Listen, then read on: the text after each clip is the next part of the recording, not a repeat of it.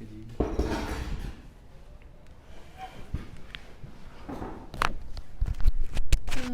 I don't think you turned mine on.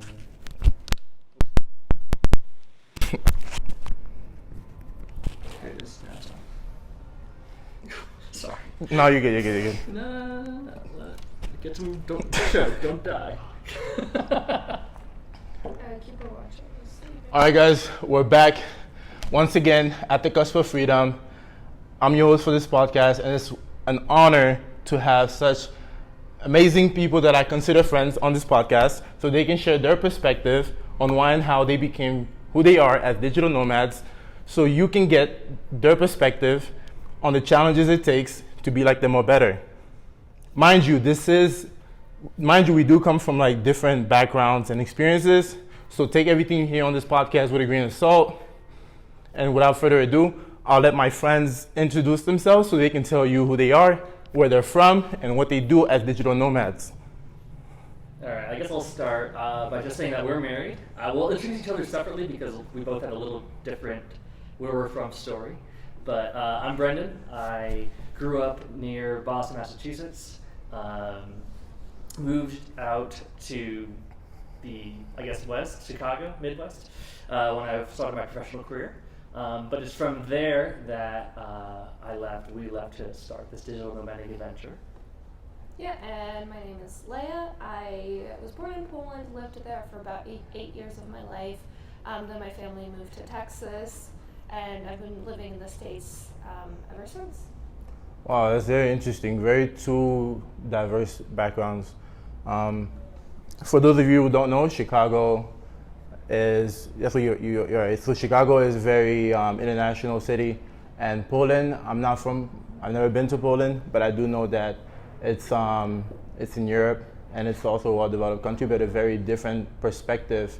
I think living in Poland versus living in the U.S., especially Texas.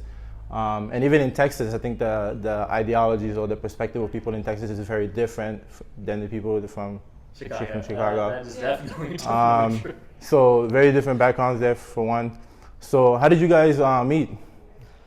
School. The tale as old as time is that I asked Leah to be a part of my band. That is not technically true. We were part of the same Christian organization at college, and I was leading worship at the time, and I needed a pianist, and Leah played piano. And I was like, oh, can you come play piano? She was already part of the group. But that's the first time we knowingly interacted with each other, because we said hi a couple of times. But we didn't start dating until I was a senior and she was a junior. She was a freshman when I first met her. But apparently that's the story. That's how we first met. Wow, I didn't know you played piano. That's amazing. Yeah, I played the piano, the flute, and the piccolo. Did you learn that in Poland? I started learning in Poland. Yeah, I went to a music school in Poland, and then when we moved, my parents continued with the lessons, and so I took piano lessons from about the age of 7 to finished around high school, because then I was in the band. And Interesting. You know, I have a hunch that people that are very in tune with music tend to be sharper. So how do you Hopefully they're not flat. I'm weak. I'm weak. Sorry. Okay. Cheers for me. But yeah, I feel like what is your intuition on that? Do you feel like because you've learned you learned music and how to play instruments from a younger age, do you feel like it helped you think differently or act differently in it? I don't know. I think so. I mean, I know that there's all these studies around like how music affects children's brains and everything like that. I can't say whether that's true or not. I don't know what my brain would be like without my music education. But no, I think that music always provided like a sense of structure in my life. So whether it was, practicing my piano every day when growing up, or then the structure that it gave me when I was in the marching band in high school, there was like very definite, okay, now we're rehearsing, now we're going to competition. Interesting. So I think that's what music really did for me. And it allowed me to also appreciate music of a lot of forms. I've always loved, going to the symphony and dragging Brendan with me, or seeing performances. It's always been a really big part of my life and my family's life. It sounds a bit like a structure you would get from participating in like school team or something. Yes. Like you, Yeah. yeah. Wow. So do you think that if you didn't do that, if you hadn't been in that kind of like habit or structure of doing something, practical, do you think you'll be here today? Or do you think music was just an added on? I mean, I think every part of our lives shapes who we are and where we end up. So I'm guessing I would be a slightly different person. I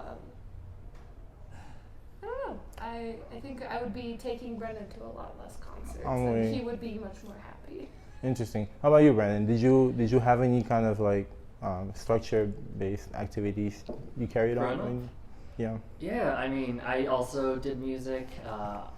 Played piano for 10 years when I was in high school. It was a very interesting relationship that I didn't like start liking it till my 7th year because I did not like practicing.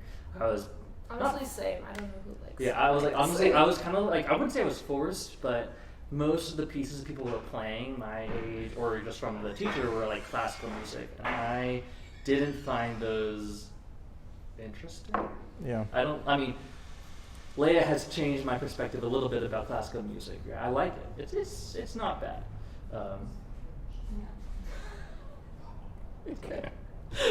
And I think that it's but at the time it was just I listened to pop music. I listened to other things.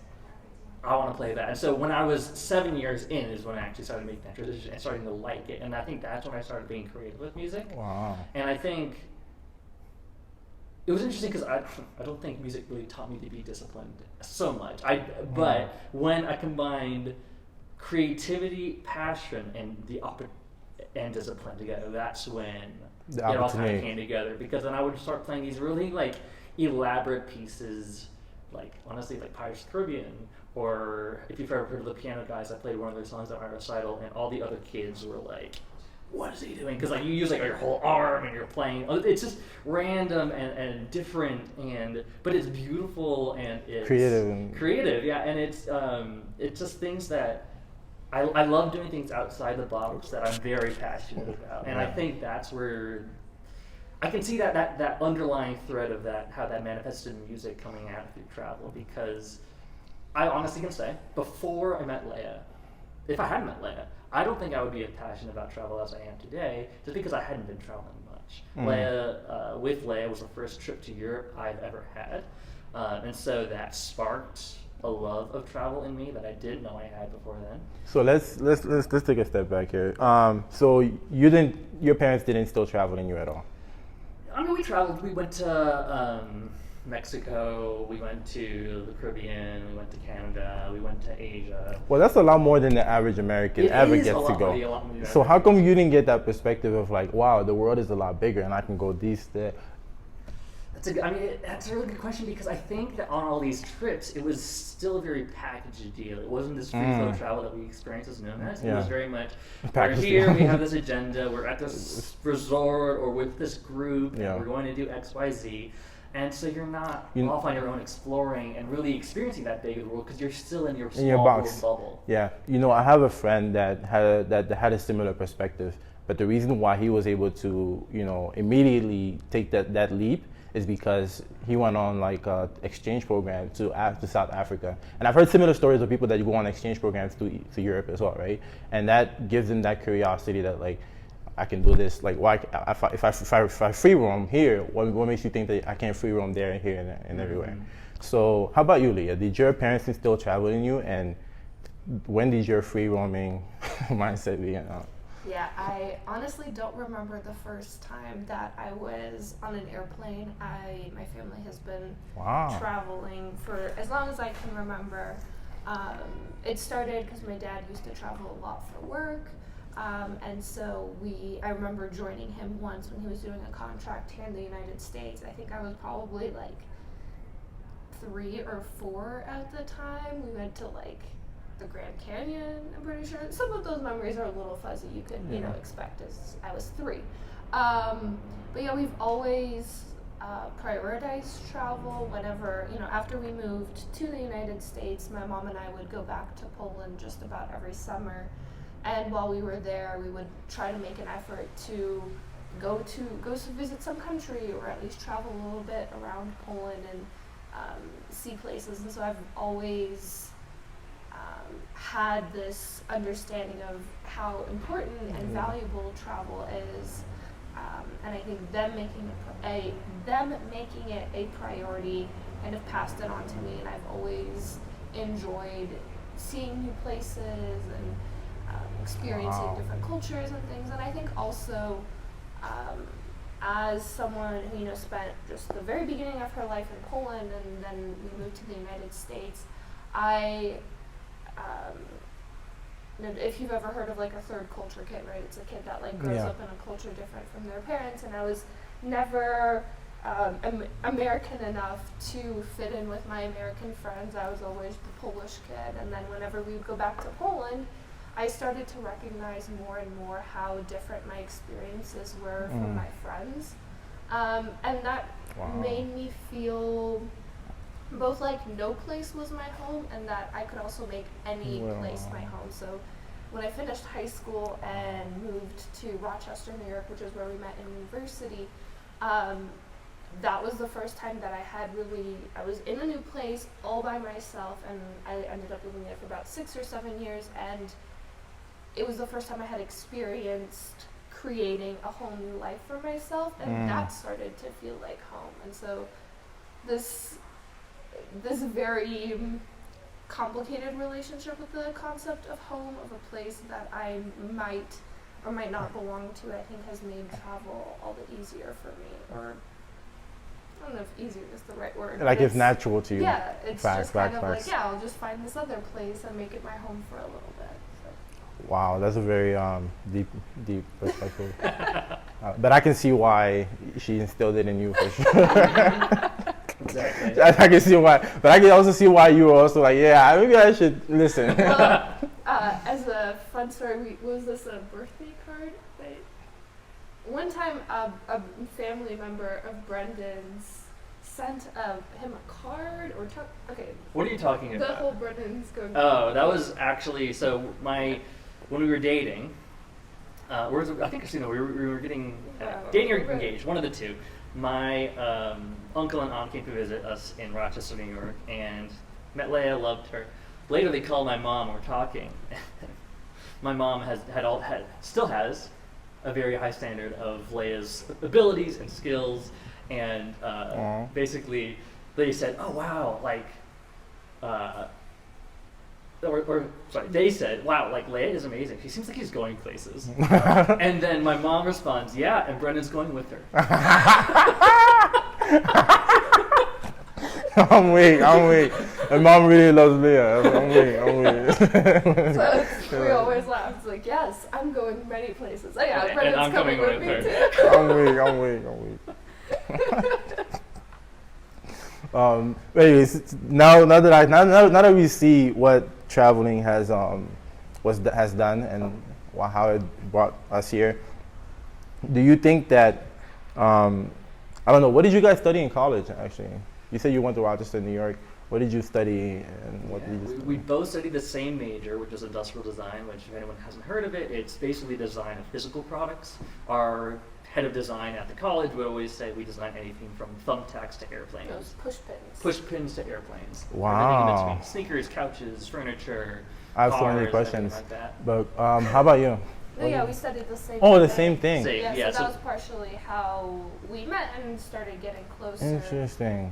That plus the music. Wow. Yeah, a bunch of connections. And it's funny because right now we even have the same profession. That is so cool. What was I going to ask? But yeah, so when you were a kid growing up, what did you dream of becoming? Oh gosh, I love Legos, and so actually I'm not sure if it's a fully logical connection, but because I love Legos, I thought I'm going to be an architect one day. Wow. My job shadowed an architect. And then Brendan's like, this is too much work. No. It's not too much work. It's just long work. The projects that they were like, they last like 6 to 10 years. I'm like, I don't have that attention span. Yeah, what that's else true. is out there? I'm weak, but that's true. That's so true. How about you? What did you dream of becoming when you were a kid? Honestly, I don't think I was ever a person who was like, this is my dream job. I do remember the very first thing I said that I was going to be was a chemist. Okay. Because my parents had bought me this book that you could do like all these experiments with your kids, and I don't even think we did that many like experiments in that book. I just loved reading it. I was like, yes, I will be a chemist one day. Made you curious. That didn't really last for very long. I think through most of school, I was more about things that I didn't want to do. So I was like, I don't want to be a doctor and I don't want to be a lawyer because that's what everyone does, and I hate doing what everybody else does. That's right, Mo. If the majority of people is pursuing a certain goal, she goes the opposite direction. Wow, I like that concept. And so then I started telling people that I was going to go to art school, and I was like, yeah, you know, like I'm going to be an artist because there's an artist behind objects. Like I don't want to paint, like I just want to make physical things. Then I learned, I'm like, oh, it's a design. And so then I got into learned that it was product design or not product design, physical product design or industrial design. Which is confusing because we also call a digital aspect of design product design. But and so I applied to both art schools and more technical colleges that had the industrial design major. Ended up at RIT, which I went to school just because of the financial aid there, honestly, because it's the best package. And that was my journey of not becoming a lawyer or a doctor. I have a lot of questions for you, but I'm gonna finish asking you what I need to ask first. So your parents didn't really influence what you did in college, and apparently you went to college looking at the best deal so that you don't get heavily indebted for what you pursue. I think those are wise.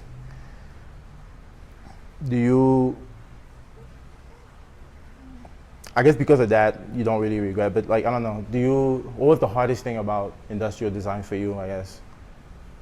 It's all of the 3D-ness of it. I very quickly learned that my brain, while because I took art classes through high school, and I definitely had like the technical ability to draw, to paint, I struggled with like thinking of objects in 3D spaces.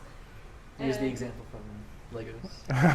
Oh yeah. So one time we were playing a version of like Pictionary or like charades, but with Legos. So like you have a clue that you're trying to get your team to guess based off of building Legos. Yeah.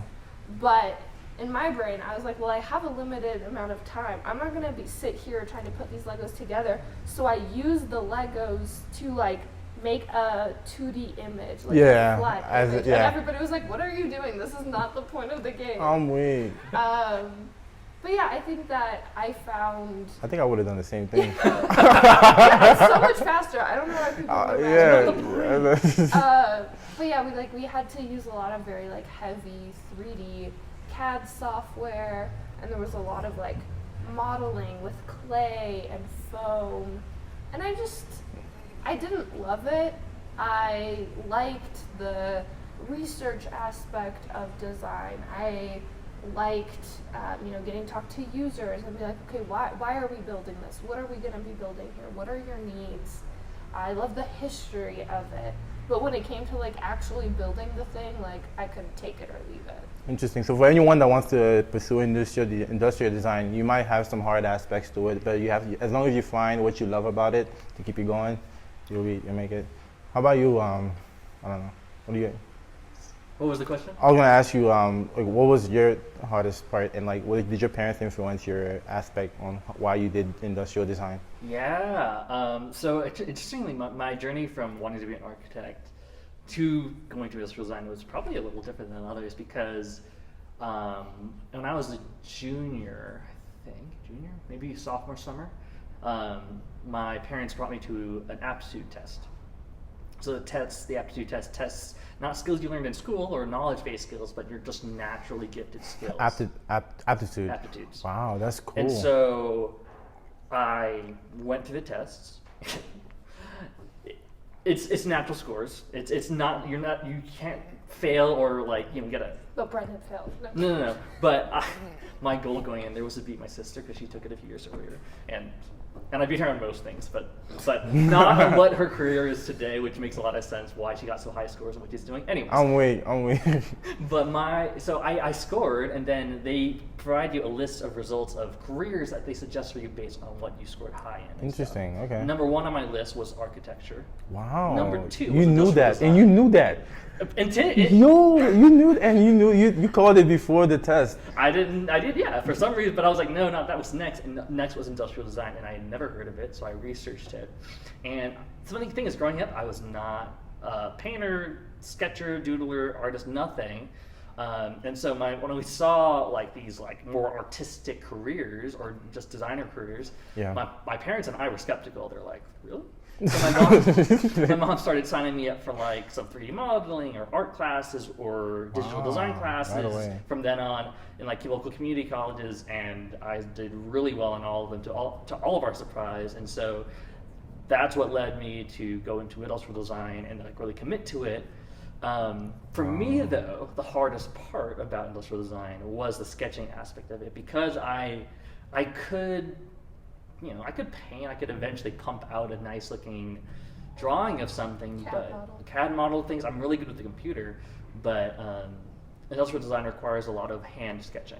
And it's a very specific style. Very specific style, and just if you're good, you get ahead really quickly, and if you're not good, you fall behind really quickly in that specific area. And so for me, that was always a struggle, and honestly, I would avoid it whenever possible, which probably wasn't a good thing in college. I probably should have tried to practice more rather than avoid those tasks. Yes. But yeah, I think that's what I struggled with. The other things, yeah, like it's funny what Leah was talking about, this 3D software, the CAD stuff. I find I was okay with all that. It was mainly the 2D things. That's pretty. You're funny. Right? See how opposites attract. Yeah. This guy. Yeah, I can see you being excelling in all those, but I think you should like. Is it too late to get well in this hand sketching? Because like no, I mean you could. I could try if I wanted to, if it was a priority. I mean like. Like you can get an iPad. I do have an iPad, but I'm thinking, I mean. I'm not so interested in that type of sketching per se, but in general, getting better at, more confident in illustration at some point. Thanks. Well, that's interesting stories of how you guys grew up and got into your majors and beyond. But yeah, let's talk about like after college. Now you're done. Actually, did you pick up a lot of student loans, or were you also cautious because your parents? We were both very lucky because our parents are so forth thinking. We both, I think you had a little bit of loans just to build credit, but I had 0 loans. Anyway, the reason I'm asking for the loans, guys, is because for the majority of us that go to college and school, or that decide to go to college, some of us don't have the education to know how to choose a college and like the scholarships to apply for. So yeah, just apply to as many scholarships as you can to lower the debt before you, or when you go to college. So that said, let's move on. So after college, guys, what route did you do? Like, how did you line up your job? I was thinking you guys were gonna say the hardest part was getting a job, but you stated like real facts of like what made you struggle. Well, it's funny. The hardest part probably would have been getting a job, but we both decided to switch. So, after my sophomore year in school, I did an internship program.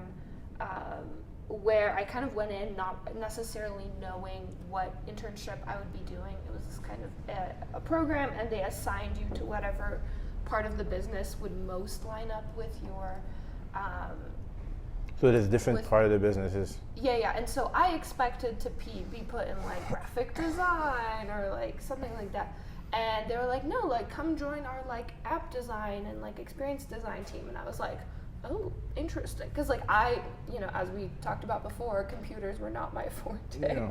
But I was like, yeah, like I've heard of this like UX design thing. I know that there are people who graduate from industrial design and go into this path. So I was like, sure, let's try it out. So I did that and really, really enjoyed it, kind of for the reasons that I mentioned before. I got to do a lot of research and I was leading workshops interviews and I learned a few basic tools at that point, and those skills started to build. And so my junior year, I was able to get another UX internship, which was like fantastic, because it's really difficult to get industrial design internships. Like, they're really few and far between, very selective.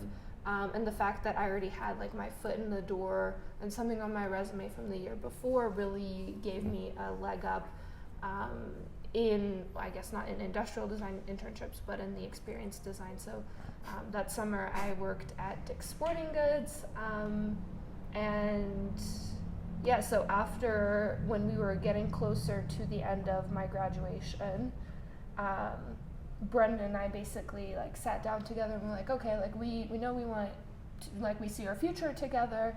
So we decided to put a list of cities together we would start looking for jobs, and we narrowed it down to Chicago, Austin, and Denver. Nice. And we said, whoever gets a job in one of those 3 cities first, that's where we're gonna move after school. And so I'm waiting. And so my senior year, and this is fall of 2029, so this story is about to get interesting. I was 2019, yeah. Yeah. It's okay. It already got interesting. It's okay. Sorry. Fall of 2019. I'm sitting in a class that we had, which I really appreciated because this was a very practical class. I don't remember what the name of it was. Career. I don't know. We basically learned like very helpful things. Like how to write an invoice and like other stuff like that. Yeah. But one day we had this IP lawyer come in, and this dude was so boring. Like I was just not interested in what he had to say at all. Sorry, IP lawyer, whose name I don't remember. So I was like sitting on my computer, scrolling LinkedIn, and I saw a job, and it was for 2020 grads for a junior experience design position. And I was like, sure, I'll apply. Why not? Where was it? Based in Chicago. It was based in Chicago. Okay. And so I applied, and that was a Monday, I think. I don't know. Not exactly super important what day of the week.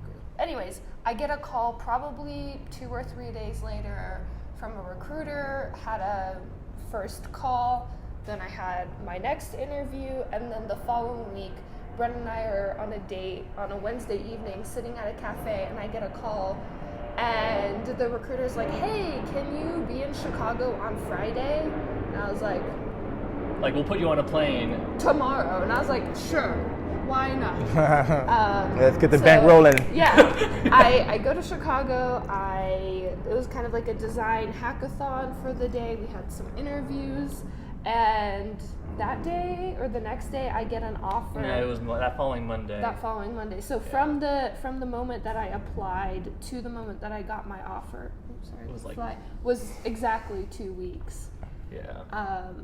And so that kind of sealed it. We're like, okay, great, we're gonna move to Chicago after we graduate. And now it was up to Brendan to find a job, because he had obviously graduated at this point already. So from there, it's funny because Leah's MO, and you said like the hardest part of most people might say is finding a job. Her MO is like job just kind of land in her lap. Her internships just like landed. Yeah, her internships just are given to her kind of. Okay, not given to her. You earn everything, but like you earn them so much quickly. Like just everything happens so much more quick for you than anything else. And so for me, I graduate college, but I know I want to switch from industrial design into user experience design based on what Leah's told me, based on what my professors have told me, and based on what I know about myself. So I spent about 6 or 7 months just networking, research. Working at Home Goods. I did some part-time work at Home Goods. 7 months. Yeah, 7 months. Networking, part-time work, paying the bills, and getting my skills, because it's not skills that I necessarily learned in college, but I knew I wanted to switch into that. So working on some skills. And then I finally got my first position that December at a health insurance, or not health insurance, a medical instrument company based in Rochester, New York. Now again, we knew that we wanted to move to Chicago the next year, but I figured, okay, a short period of a job is better than no job. gain experience. And so I said, yeah, I'll accept this position. And This was January of 2020. This is starting in January 2020 is when I started that, and COVID hit March 12th, 2020. Wow. So I was in the office for a grand total of 2 months, and then fully remote for a year and a few months after that. Yeah, because my job was originally supposed to start in the summer of 2020, and then it got pushed back to October of 2020, and it got pushed to being fully remote. So even though we were originally planning on moving to Chicago summer of 2020, we ended up staying a whole nother year until the summer of 2021. Yeah. And so Brendan was working at his job for almost a year and a half when he expected to be there for only 5 or 6 months. Yeah, and so it's funny because even though we're not traveling at this point, this is when the first seeds of the possibility of this lifestyle start coming and growing, even though we weren't aware of it. First, COVID happened, and we got married during COVID, and so the two of us are together 24/7, which most couples aren't. And so most couples either might get crazy, but we learn how to live and love alongside each other. Live, laugh, love. Live, laugh, love alongside each other, and it's just survive. We're working in the same space during COVID, and so we had that. And then we also experienced remote work for the first time, both of us, because we hadn't ever considered that before. And so both of us working from home, thriving, being able to have all the freedom we did, while still make a living and do our jobs with the technology that we had access to. Yeah, our first stint with what you would, I guess, call digital nomadism was in the time that before we moved to Chicago. But after we had left Rochester, New York, we were like, well, we're just going to go spend a month in New York City. So we took our stuff. Stored it in the basement of this place we were living in for a while. And then just, took the train to New York City and got to live there for a month. It was fantastic. Ate so much great food. Yes. Sweated a ton on the subway because it was the middle of the summer. Then we took our U-Haul and moved to Chicago. And then from there, I'm guessing, how long were you in Chicago before this lifestyle began? 2 years. 2 years. So we moved to Chicago because my job, after a year of being remote, they were like, hey, we're actually going to try to go back to the office in fall of 2021. And then another strain of COVID had hit at that point, and they were like, just kidding. But we had already, signed a lease and things like that. And so we just ended up working remotely from our Chicago apartment for the next 2 years. I went in maybe, 5, 6, 7 times into my office, but mostly we were just remote. Working from home. Yeah. I bet you guys did some road trips. Did you do road trips? No, Actually, no. That's the bane of Leah's existence. I'm waiting. She does not like being in the car. But we traveled a little bit to see our family, and then obviously, if we continue the story, in the summer of 2022, we decided to take our work abroad for the first time, and so we were going to Poland to visit my family for 3 weeks, and then we added on a week-long trip to Turkey, and we worked for the first 2 weeks that we were in Poland.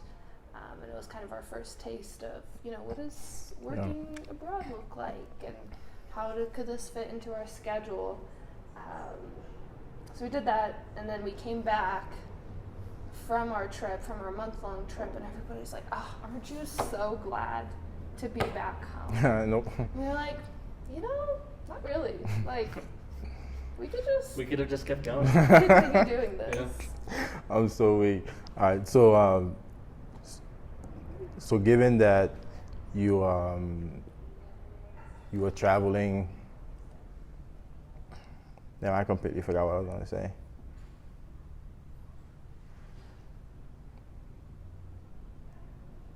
Yeah, it sounds like it was a fun trip, but I don't know. My takeaway from this whole experience of how difficult it was for you, and apparently it was a bit easier for you. But my general takeaway was. I don't even know what we're talking about. It's like, bet it's easier for no, you. to get the job, after the internship and stuff. Yeah. But I guess my whole takeaway is it's very it's the whole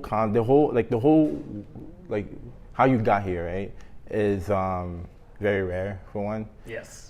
Very difficult, and you have to have a lot of things have to happen Yeah. for you to be here. But it's very powerful, and I admire the way you've two done it, because you obviously know yourself a lot better than a lot of people that I met, and I can sense it by the way you explain it. So like that's like my takeaway. So for those watching that want to become digital nomads as industrial design engineers, I just think that like you have to really know your odds and know the possibilities.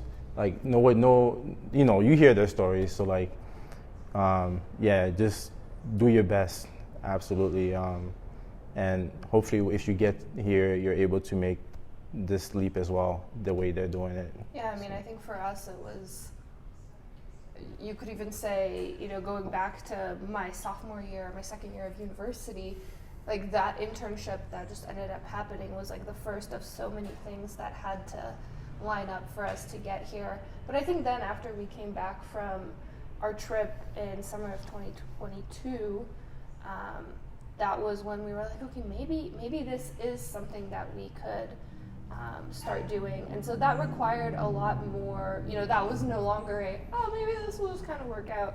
We started to take much more concrete steps and started to plan more. Mm-hmm. I ended up changing jobs as well so that I could be in a much more flexible environment that would allow me to work from different parts of the United States or different countries that didn't have one central office. So.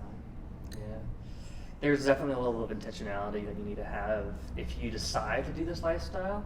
That's what I was trying to say. Yeah, it's funny because like we did so much planning beforehand, but in the month that we've been traveling, our minds have been more on, I would say, yes, than ever before. Yes. In just constantly active, constantly doing stuff. Like when I would talk to my coworkers about it, they were like, "That just sounds exhausting," and I'm like, "It can be exhausting, and it's definitely not for everyone." I was like, recognize it is not for everyone, but for us, it's natural a bit. It works. Yeah. I'm not overwhelmed by it just because you're constantly. I don't think so. Though. You're constantly like getting the reward from your efforts through your travels.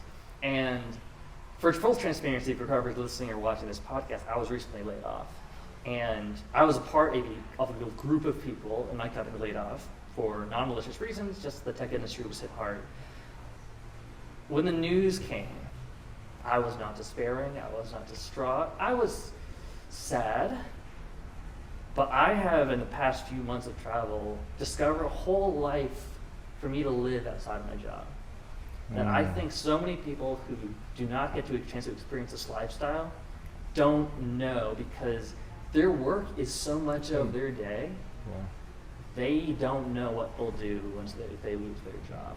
And I think that is a superpower of this lifestyle that I didn't know it possessed, that it will cure or rob you of that fear of what if change happens. Yep. Because change is our lives now. The only thing constant in our life is change.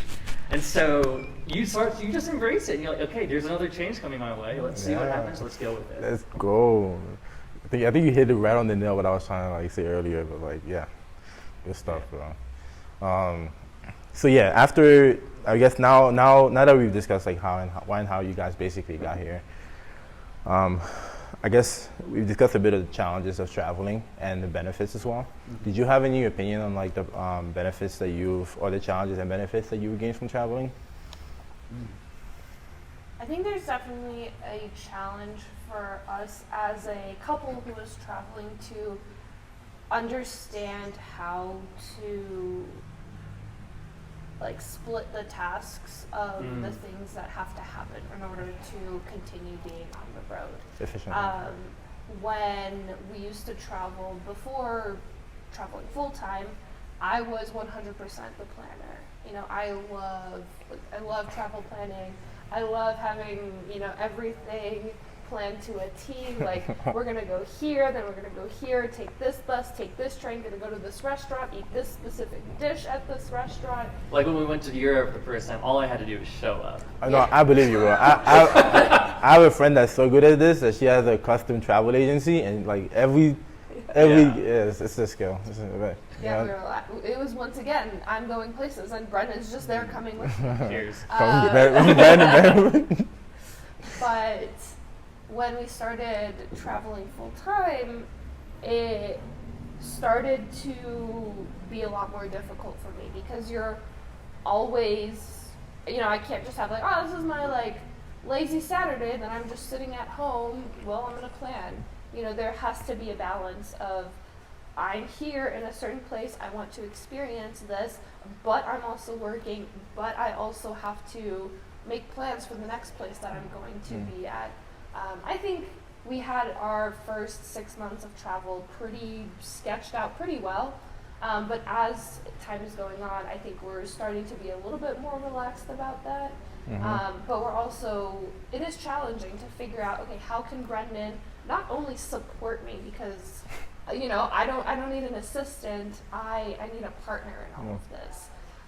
And to be able to find ways that he's able to partner with me that both utilize our strengths, but also at some point for me, it's this matter of like, okay, I have to just release the control of this thing because I don't have the hours in the day, the emotional capacity, the mental capacity to be able to plan every single thing out. I need someone to partner with me in that if we're both going to be doing these things. Facts. Definitely, probably the largest difficulty. One of the benefits of being here at Co404 is the fact that we can relax those muscles a lot more, right? Like to have a calendar of events that's already been planned, that we can just join now. We can look ahead to our future plans of wherever we're going to stay after this and make some notes and make some reservations.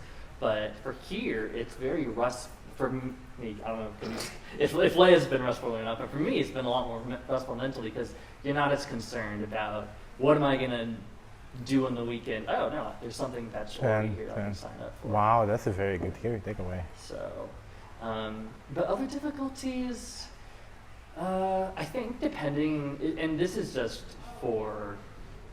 this is not like difficult and like, oh, this is going to stop us traveling, but it's things that we just didn't necessarily anticipate before as we were traveling. It's like, until you become a full-time traveler, you're not going to know these things or think about these difficulties. For instance, every time we go to a new place, we come to an empty pantry, right? And it's like, although we have started traveling with a few things. We have started traveling, but like then you start realizing that you need to get certain things every time you go someplace. Salt, oil. You're pretty much at the mercy of whatever accommodations you have, and it's been an interesting adaptation to this lifestyle as we've encountered. We've gone from the expectation we're going to eat out every meal as we do on vacation to we want to do home cooked meals, but we have no idea what's available to us. So rather than that vacation mindset that you have going into when any of those plannings where you're like, okay, I'm going to do this activity, I'm going to go here to eat. It's now, okay, where's the nearest grocery store? Where's this bakery? What kind of markets do they have here? It changes. It's not a difficult thing per se. It's just like a mental shift that changes your perspective on how you view a city, which I think is actually a huge benefit because you start seeing more of the life of the city rather than just the tourist attractions and the reason why most people come to visit this place. Yes, absolutely. So. Wow, bro, that's a really, really great takeaway. I mean, one for the fact that you can come at a place like Co404 and you kind of know all the events that are planned, and staying a bit longer in a place also gives you more appreciation because of the type of activities that you get involved. So being very cautious of like the activities that we do as nomads is very beneficial to the locals as well because it kind of gives them a different perspective of what, there's not all people that come here are doing, I don't know, certain things. So in that regards, totally agree. Yeah, I think it's interesting that you bring that up because one of the things that we were thinking about before we left to travel and also now as we're traveling is trying to make sure that the decisions that we're making as full-time travelers, as digital nomads, are not hurting local communities. And there's different ways that you can think about it. There's places where, for example, like Airbnb has impacted local housing markets in a really negative way. There's It in has, no yeah. way that we've found the perfect solution on how to to travel sustainably and to travel ethically and mindfully, but it has been another both like challenge and also a really like great thing to be able to figure out. It's like, okay, what are activities that we can participate in that directly benefit local communities, local business owners? Where are places that we can stay that that will not negatively impact the housing market and displace locals from communities? And like I said, I don't think there's a perfect answer. There's so many levels of complexity, but trying to at least do our best to take those steps and say, I'm going to choose to shop at this place or at this place, like the local store down the road that's owned by this family rather than this huge place. And sometimes you have to go to the huge places too because you can't find whipping cream anywhere or something like that. I'm so weak.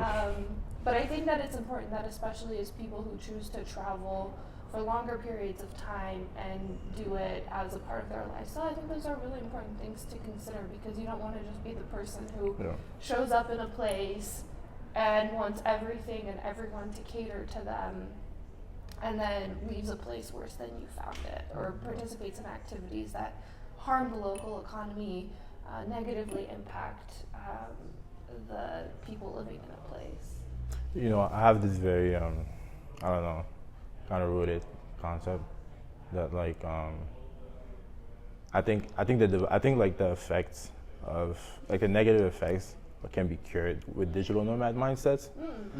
I mean, I've had like this similar like kind of thoughts that you have, like how can we make it better? And I've come to a conclusion that like besides like you doing your best on your own, like really the governments should be in charge of like making sure that their people are protected from my perspective. But in addition to that, I also think that digital nomads as a community can definitely help mitigate those effects. To just like just like the mindset that we adapt and that we carry, if everybody like adapted them, I don't know. This is just some off-topic perspective. No, it's on topic. We're talking about nomads. But yeah, in addition to that, though, I wanted to speak about. So now that we've discussed why and how you guys basically got here, and some of the pros and cons of becoming a digital nomad, should be looking at the camera, but anyways. Do you guys have any life philosophy that you carry with you that someone watching, hoping to become like you or better as industrial design engineers or in a similar category or whatever? You're now user experience designers, just for the camera. Okay, user experience designers. So, I don't know, do you have like any philosophy they can take with them so that they can comprehend the adversity that they'll need to go through to be like you or better? I don't know. That's a great question. Insert awkward pause here. As we think, it's okay to think. Yeah, it's always okay to think. I think you mentioned something earlier that, and it's interesting that I don't know how we got there, but you said that we know ourselves very well.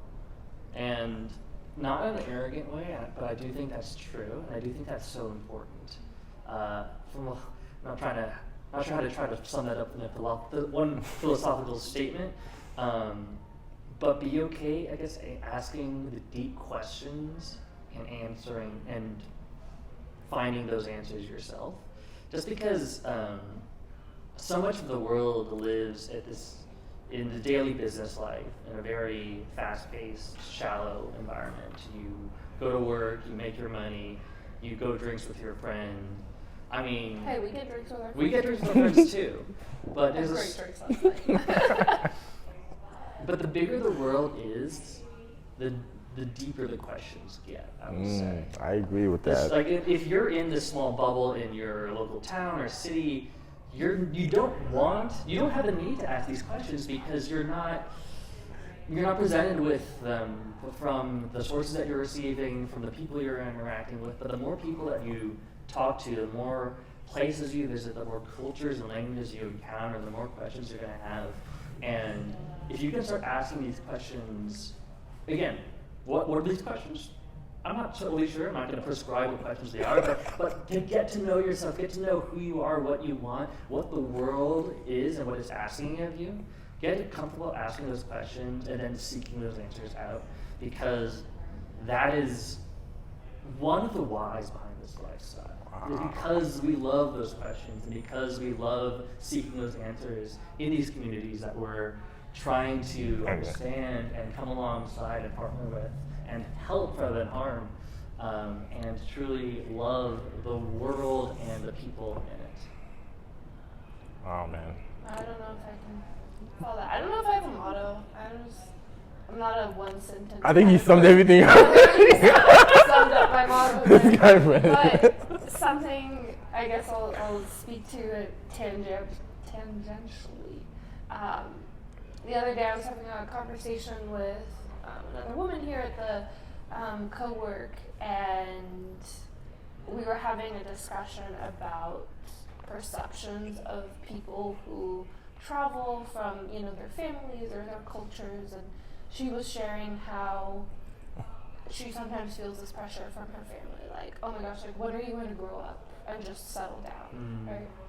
And as I was in that conversation, I was thinking that actually my decision to travel was probably the most grown up and adult decision that I have made, because it took me being very open and honest with myself that the priorities of the people and the places around us no longer aligned with our priorities, and that it was okay, and that I could make that decision to say no, I'm going to find a life, I'm going to find places where I feel more, or you can make your more home comfortable, and more, maybe not comfortable, because this is not always the most comfortable of lifestyles, but find places that resonate with what my goals are and how I want to live my life. Surround myself with people who also are different from me in many ways, but might have similar goals. I don't know how to wrap that well in a motto. I guess don't be afraid of being different. Yeah, because we saw so many. I guess, yeah. We just went back full circle, no? Yeah. I mean, right, this all stems from me not being allergic to doing things like everybody else does them. And I want to say that, we recognize that living like this is not for everybody. There are people who genuinely desire, a beautiful home, a family, and children, and pets. Pets. And in the same way that I want to make those decisions and want to be respected for making this decisions, I want those people to have that same amount of respect and validity over their choices.